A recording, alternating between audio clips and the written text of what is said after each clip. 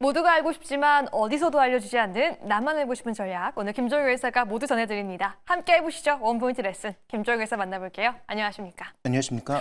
네, 오늘은 주제를 바로 먼저 공개해봐야 될 것 같은데요. 최근 환율의 상승, 또 전일 있었던 대국민 담화 이후 높아진 불확실성 속에서도 오히려 외국인의 수급은 최근 좀 견조하다라는 생각이 드는 것 같습니다. 결국 시장은 정치적인 불확실성이 제거되는 것에 베팅을 하고 있는 게 아닌가라는 생각이 들어서 저희도 미리 한번 짚어보려고 하는데요. 이사님은 어떻게 보세요? 네, 일단 뭐 내일 결과를 봐야 되겠지만 뭐 현재까지 진행되는 분위기는 뭐 제거되는 쪽으로 많이들 바라보고 있는 것 같죠. 다만 어저께 그 외국인들의 매수가 이어지면서 나타났던 뭐 상승분 정도를 오늘 반납한다라고 볼 수가 있겠고요.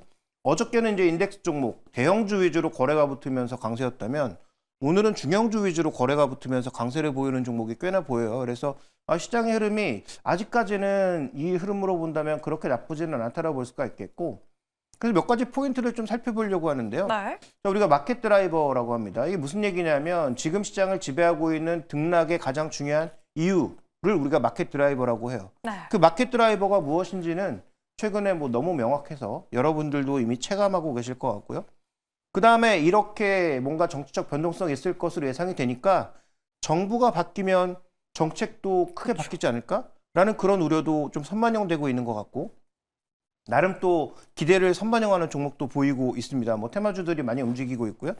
마지막으로는 오늘 그 삼성증권에서 지금 이렇게 불확실한 시장에서 내년도에 신주도주를 특정 이름을 달아서 네이밍을 했던데, 그건 또 무엇인지에 대한 점검까지 해보게 되면 지금 구간에서 과연 주식을 사는 게 맞는지, 산다면 또 어떤 종목에 대한 관심이 필요한지까지 연결해 볼 수 있을 것 같습니다. 이런 불확실성 속에 저희의 방향을 찾아가고자 하는데요. 근데 좀 우려감도 있을 것 같아요. 오늘이 한 주의 마지막이기도 하고요. 그리고 지난주 월요일도 그 주 주말에 있었던 일로 인해서 시장이 하락을 했다라면 이번 주말 역시 아무런 결과가 발표되지 않을 경우에 다음 주 월요일이 불안해질 수도 있을 것 같거든요. 어떻게 보세요? 네, 맞습니다.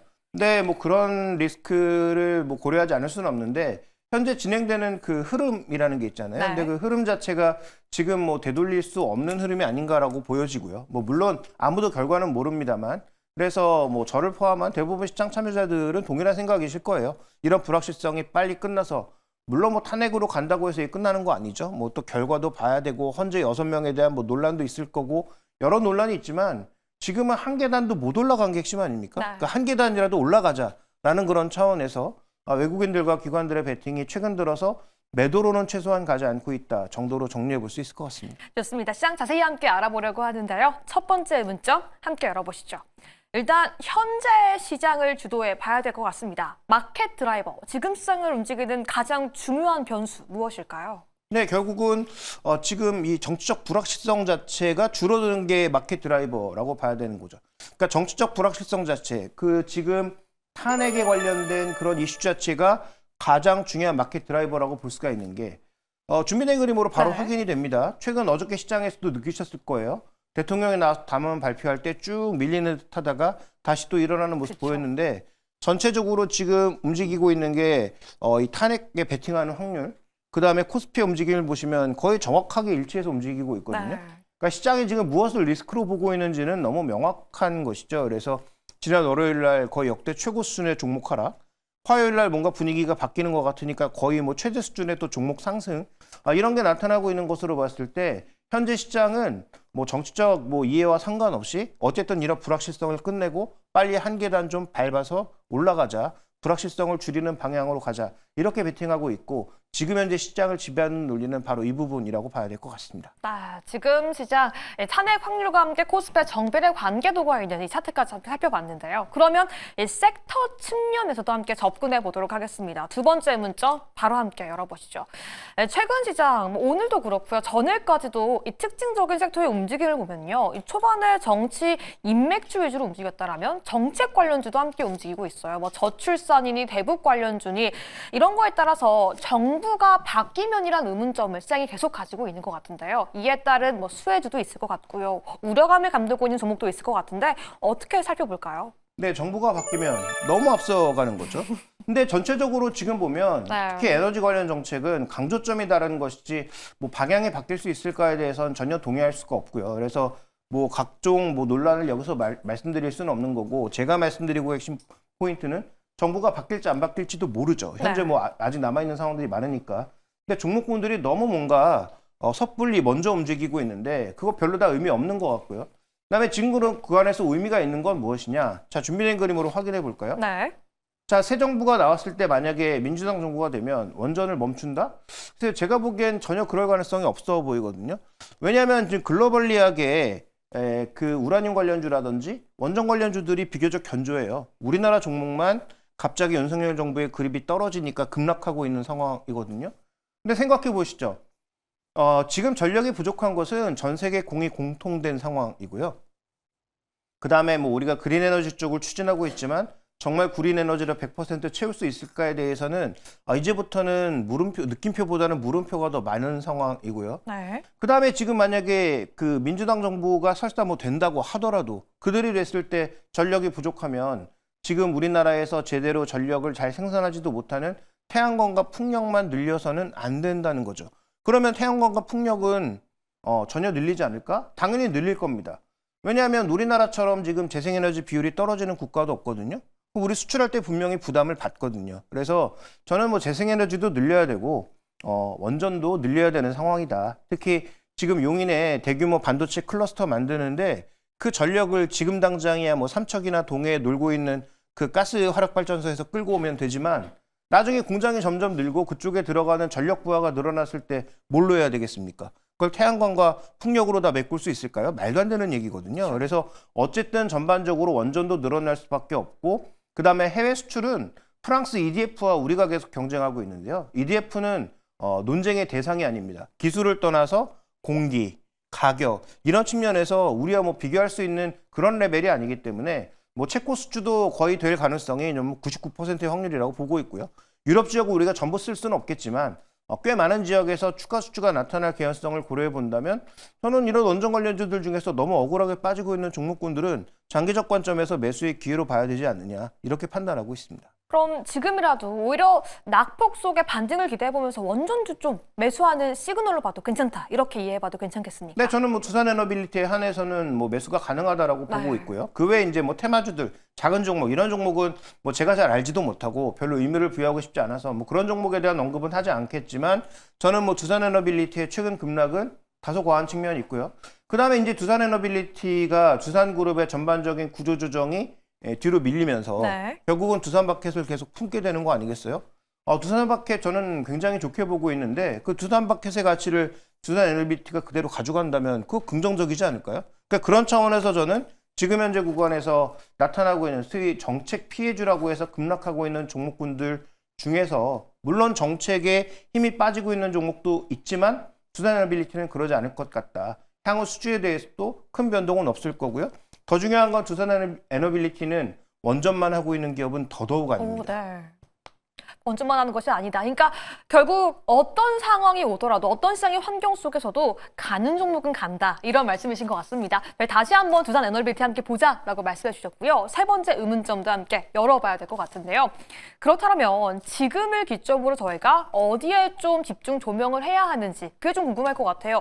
스네이크라고 말씀해 주셨는데 이게 무슨 말인지 무슨 단어인지 함께 좀 체크해 봐야 될 것 같아요. 그 삼성증권이 이제 내년도에 소위 이제 주도주라고 해서 네이밍한 건데 과거에 이제 태조이방원 기억나시나요? 그쵸. 뭐 그런 네이밍이에요. 그래서 결국은 자기들이 25년에 좋게 볼 만한 종목군들 5가지를 뽑은 것인데요.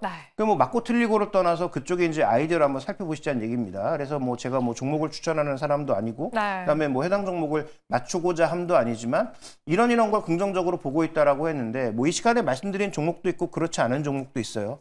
한번 살펴보시죠. 스네이크.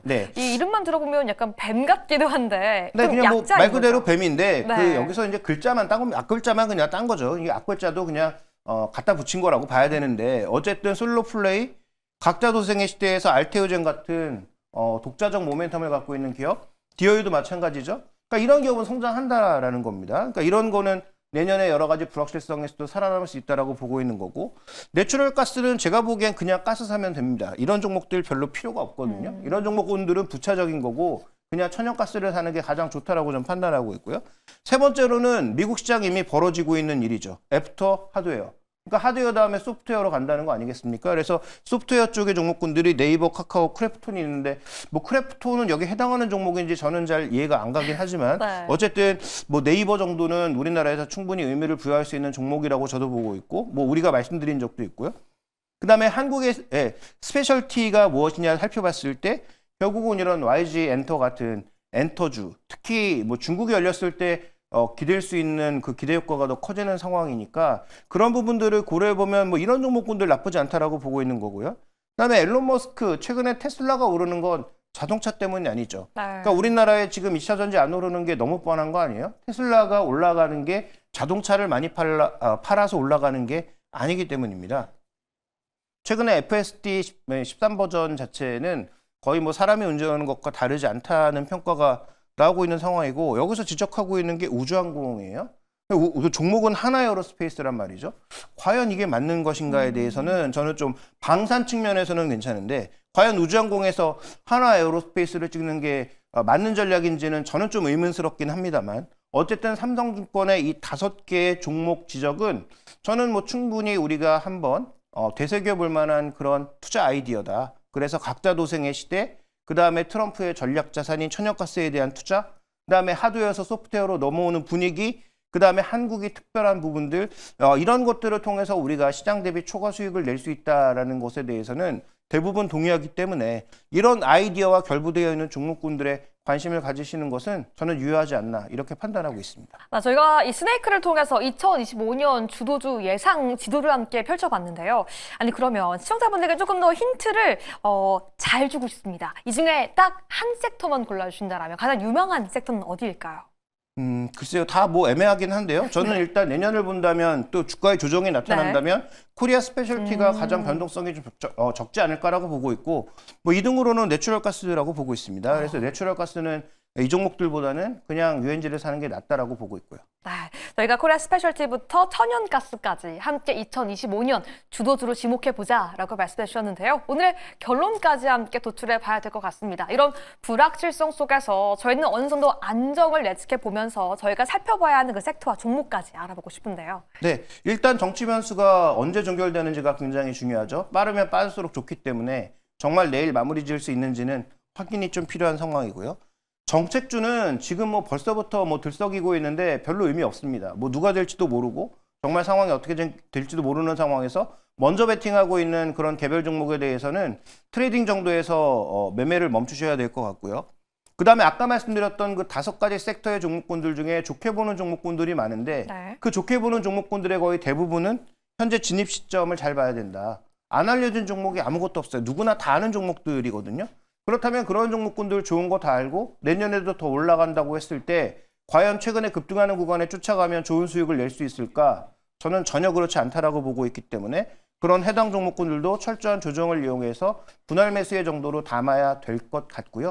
그 해당 종목을 좋은 가격에 확보하신 분들은 쉽게 팔지 말고 추세를 크게 깨는 그런 하락 흐름이 아니라면 내년도에 꾸준하게 보유하시는 게 어떨까라는 말씀을 드리겠습니다. 네, 주말 역시 중요한 정치적인 변수 일정이 남아 있습니다. 하지만 저희는 시장의 흐름에 맞춰서 2025년 주도주까지 함께 살펴봤는데요. 오늘 이야기 나눠본 그 종목과 섹터들까지 꼭 함께 해주시길 바라겠습니다. 오늘도 여러분들의 투자에 도움되었기를 바라면서 김종효 이사 보내드릴게요. 감사합니다.